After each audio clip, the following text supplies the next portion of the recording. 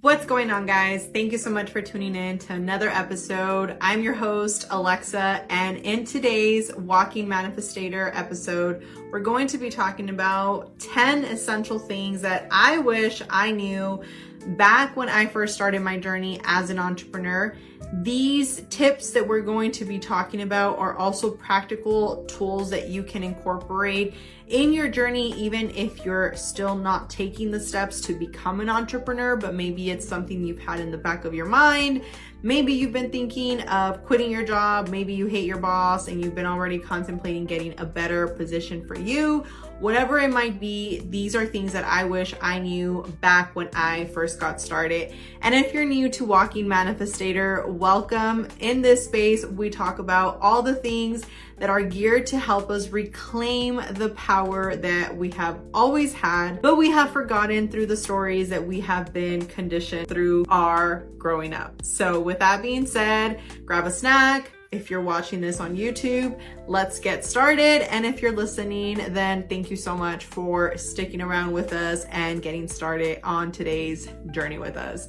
So let's get started. Now, the first thing is listen more and talk less. Now, this is a big one because I think everybody, when we're starting in a journey, whether it's getting started in a new school, getting started in a new job, new relationship, whatever. A lot of the times we're prone to want to show that we know something, right? That's just the way that our human body works. We want to prove that we are capable and we are worthy. Therefore, a lot of the times we talk a lot, right? And something that I've personally have learned in this journey has been to stop talking as much as I used to. I still talk a lot, don't get me wrong, but I now take a moment to really ask myself, okay, what can I learn in this situation? What can I learn from this person that I'm sitting across the room from?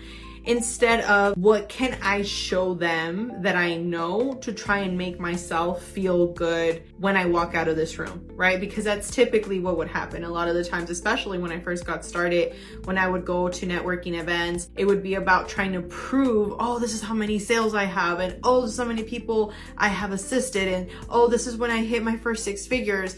And you get into these conversations of the ego and the psyche really having at it, instead of trying to build a relationship, which we all know is the best way to actually establish in the future these networks that you're going to need, right? If you're becoming whatever it is, whether you're looking to become representative in, real estate, or whether it's in sales for health insurance, or whatever the case might be, we need to be able to establish a relationship. And the way you do that is by making people actually see that you're seeing them and that it's not just about you. That is definitely at the top of the list, because once we can incorporate that, that is where we allow other people to see that we don't just think about ourselves, and we actually are there to establish something that all parties can benefit from. Now, tip number 2 here on the list is who we surround ourselves with. Now, that's something that I know for the most part you've probably heard. We're the average of the 5 people we surround ourselves with, right? And it's so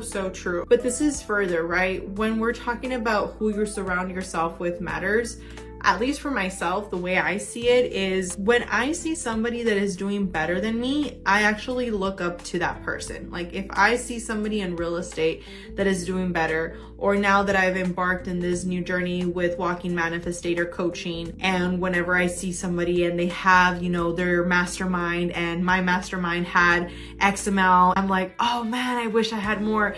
These are the little things that a lot of the times help you in a positive way. And it doesn't have to be in a negative way, right? Which is the comparison. A lot of the times they tell us don't compare yourself, which obviously, rightfully, right? Don't compare yourself. But if you're going to use it in a positive way, which for me, the surrounding myself with those people that actually are doing better helps you have that motivation. It helps you get that intrinsic motivation to say, you know what? If that person can do it, I can do it. And you know what? If, at least for myself, sometimes whenever I've had situations that I see my schedule is getting very crazy I have 2 boys, and I'm like, okay, you know, I have the boys, I have this business, and I get overwhelmed. I always look at other people that have very similar lifestyles as that reassurance of I'm on the right track. And it's just the little stuff that, again, this is why you're here right now listening to this podcast, right? You're investing in yourself. You're investing in what you're pouring into yourself. You could be listening to some song about some lady shaking their butt, but no, you're actually investing in the stuff that you're consuming. So when we talk about everything under the scope of who you surround yourself with, it really goes, even if you don't have the people at your disposal right now, okay? Because we've talked about the quantum field, so your tribe might not be currently in front of you. It doesn't mean you're not gonna find your people, okay? But at the end of the day, you need to remind yourself, okay, even if I don't have the people around me, maybe my family members are not the best influence, maybe my friends that I used to have, I cut them out already, now I really don't have friends, what do? What you're doing right now, podcasts, listening to audiobooks, the books you're reading, all of that is geared around who you're surrounding yourself with, because that is going to influence you in such a way that obviously is going to play a ripple effect in the rest of your year. Now, 3, okay, is going to be keep doing the reps. And obviously this just means showing up, guys. Honestly, when I look back at moments in which I've wanted to just say, you know what, it's too much, too stressful, especially when I first started in real estate. I remember there was clients that were very complicated. There were situations that I felt very overwhelmed. I didn't have the support. Finances were very tight. Everything was just piling up. And I remember in those moments feeling like there was no option. Does that make sense? Like, it was never something that I told myself, I wish I could quit. Like, it was never something that, even in those moments of uncertainty, I always knew there is no option. There is no plan B. This is the only option. And at least for me, that's what it really means to keep showing up. Showing up even when you feel like quitting. Showing up especially when you feel like quitting. And these are the little things that are gonna make the biggest differences in the future. Because right now, when you look at it from, you know, a bird's eye view, the people that you are up against, if you want to see it that way, and again, we've talked about energy, which I'll dial into those points right now because they're very, very important. So I've left them for the last points. But even the people that in your perspective are doing better, right? The people that are, you know, quote unquote, what you would see as an expert, they have uncertainty. They have doubts. We're human. Every single person has it. It's about reminding yourself that you need to continue to show up. And eventually, if you continue to show up, more than likely, the more you do something that you don't really feel comfortable doing, eventually you're gonna feel comfortable doing, because the only reason you didn't feel comfortable doing it to begin with is because you didn't know how to do it. That's the reality. And as you continue to show up, the more you show up, the easier that those reps are going to become. Now, our next point is point number 4, and it's make time for yourself. This one is something that I've shared before with you guys. I have landed in bed rest because of not listening to that point. I've been in situations where it was not fun, it was painful, and now I look back and I tell myself that's something that I would not neglect. Like, if I could go back and tell Alexa, 20-year-old Alexa, it's Alexa, I know you're young and I know you feel invincible, but hey, what people are saying is true. You need to prioritize your health. And it's one of those things where, funny enough, I started really prioritizing my health once I was around 23, 24. I feel like that's where I really started, like, okay, what am I eating?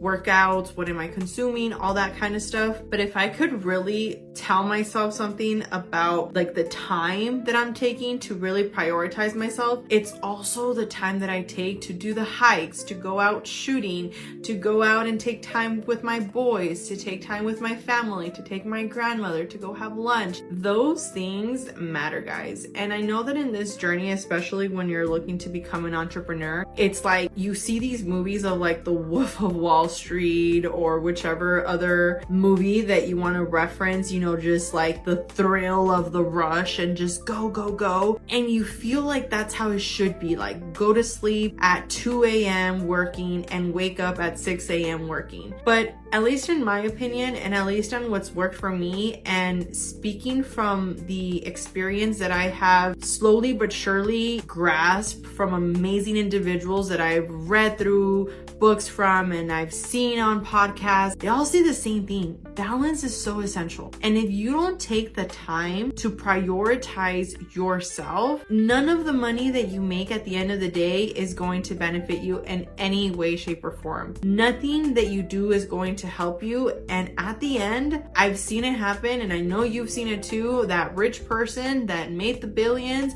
but ends up lying in a, someplace with their face looking like it's deteriorating. Nobody there because nobody loves them. Nobody wants to be there with them because they were so ugly as they were going through life trying to rack up as much money as they could. And I feel like that's where that balance comes into play. Like I've talked to some people where they're like, well, yeah, we can't just sit in a room and sing Kumbaya and expect for money to flow in. Of course not, right? But then I've also talked to some people where they're like, we should just, the example I gave earlier, right? Work from 2 a.m. to 6 a.m. and do that until you're, in your 40s and you're going to be set forever. It really is about having that balance, because if you don't have the time to prioritize the one thing that matters the most, which we've said it before, the number one investment that is the most precious investment that you have is you. Okay. That is your number one investment. And if you're not taking care of that asset that you have and investing in that asset, it's going to wither away. So for me, when we talk about making time for you, it really does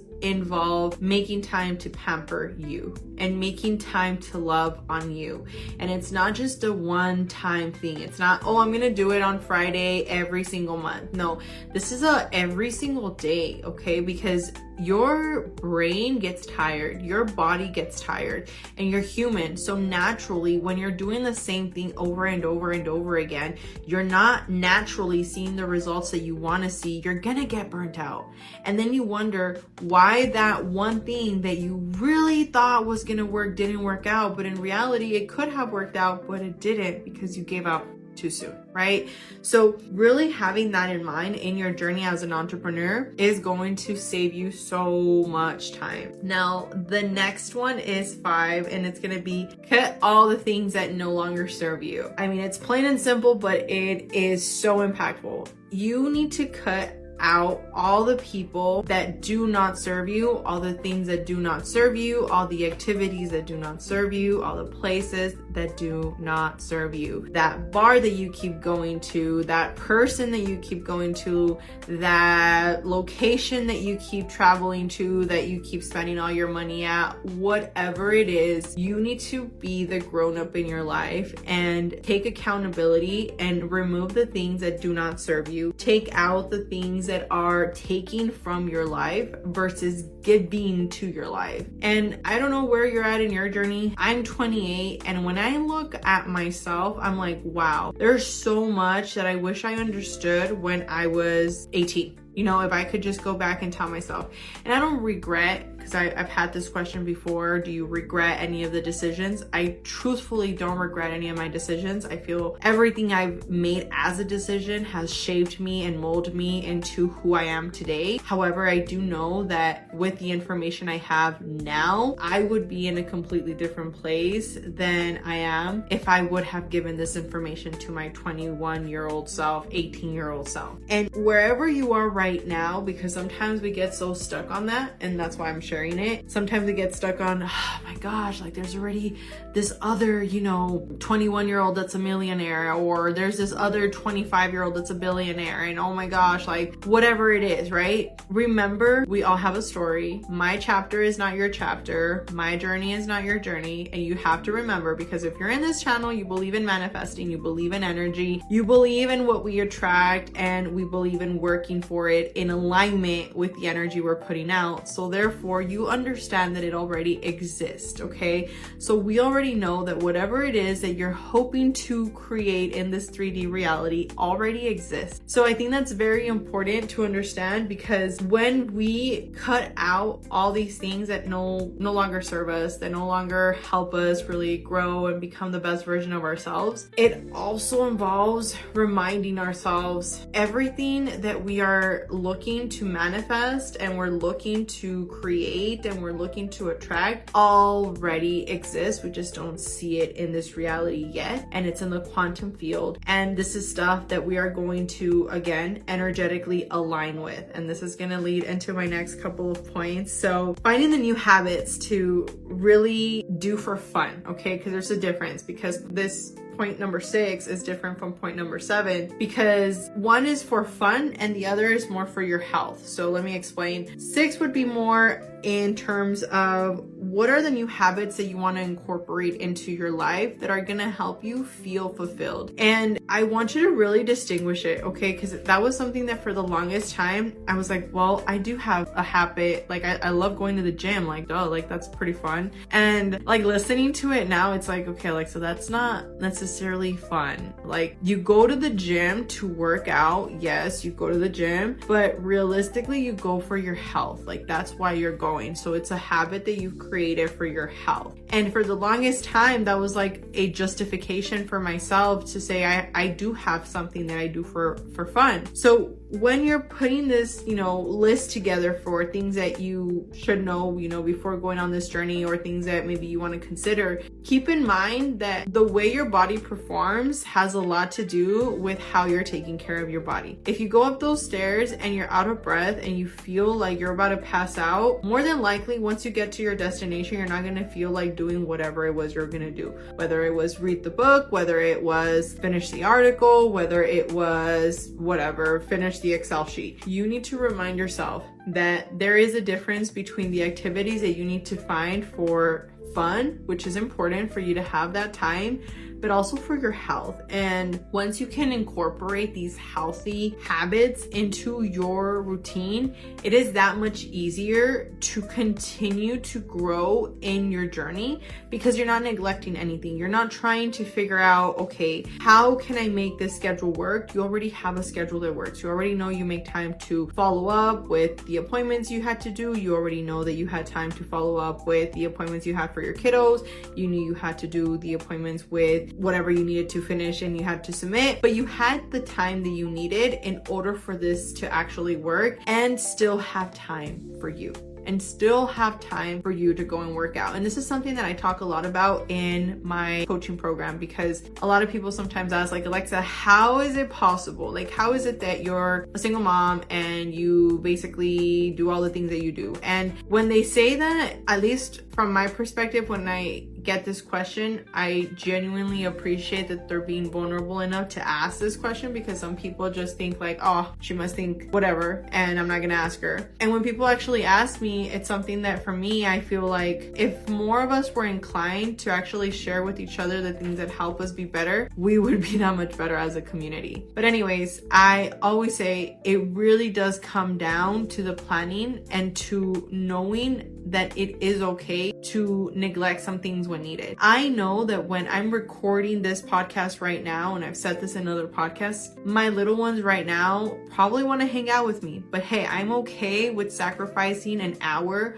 to record this podcast because I want to provide value. This is my contribution. This is my way of leaving something that I want to leave behind for my little ones. This is my way of leaving my little, I'm trying to find a way to substitute it from Spanish to English, but basically it's my little mustard seed. This is for me to leave something of substance. When I think about it, it's a risk and it's a outcome and it's a exchange that I am willing to do. And I think this is something that a lot of the times most people don't think about. They don't take the time to say, does the risk outweigh the result? Does the risk outweigh the benefit? And this is the stuff that when we really think about how we're growing in this journey, we need to remind ourselves that it's okay to have that balance in which we feel like we're neglecting something to fully pay attention to something else. That is the way that life works, and it is okay. Now, the last points that I want to make for you guys is going to be to learn to really enjoy the journey. This is point number 8. And that's a big one, because I know that for the longest time, it was so much energy around, I just want to be where I want to be. And in my mind, at least for the, like when I first started the podcast, which thank you for all of you guys that continue to come back. And for those of you that are new, that are getting value and think that this is something that you guys are actually feeling like is providing, you know, the value that continues to make you come back. This is what makes this community grow. But I remember when I first started the podcast and I had like 2 subscribers on YouTube, and right now we're about to hit 800 subscribers, and it's very surreal because I think about how much fun I've had enjoying these little steps. And if I look back and let's say my goal was like 1 million, right? And if I had 1 million right now, I think about it, I'm like, man, like realistically the journey was what I should have been enjoying. But I was so focused on getting to the number that I forgot to enjoy these little steps. So really learning to enjoy the journey has been a big learning curve for me. And I really hope that wherever you are in your journey, you remind yourself of this. Every single time you start wondering, where is the desired outcome? Just remind yourself that it's already here. It already exists in the quantum field. And at the end of the day, every single thing that we're talking about right now, we should be enjoying. We should be really savoring, because we don't know when we're going to get to experience that again. Now, my tip number 9 is make time for those who matter. And this here goes along with the quality time, but it also deserves its very own little pillar, because a lot of the times we are taking care of ourselves, we're taking care of the business, but we're not taking time to actually spend time with those that matter the most. I do this thing where I take my grandmother to eat at least once a month. I'll just tell her, hey, get ready. She gets all dolled up, and I take her to go and have either, if it's gonna be breakfast or lunch. And she loves it. I love it. I get to spend time with her. And I know that at one point, like even just thinking about it, I know at one point she's not going to be there, right? And these are the little things that you want to create now that you have the opportunity to create them, because you never know when you're going to have that experience again. And we take a lot of these things for granted. So if you're in this journey of being an entrepreneur, don't take the things that matter for granted for the chase of that whatever it is number that you have in mind. Because my next point, and this is the most important one, at least if we compare, I think all of them honestly, but mindset. So mindset is going to be my equivalent to energy. And when I talk about mindset, guys, it's everything that goes with your perspective of what you're radiating to the rest of the world. You cannot bring something into existence that you do not have the energy in alignment with. And I think that's something that for me, that's the reason why I get so emotional when it comes to the story I was just telling you guys about my grandma, and thinking about when I'm not gonna have her there and how much I should, you know, be savoring these moments that I have with her. Because if you really think about it, it doesn't matter how much money or how many, you know, ribbons you have on the wall of accomplishment of whatever it is that you were chasing after. If those people that you, if you really think about it, that you actually want to make proud, because I know for a fact that I have told her, I want you to look at me up on the stage at one point. I've told her, you cannot die on me. We make a joke of this.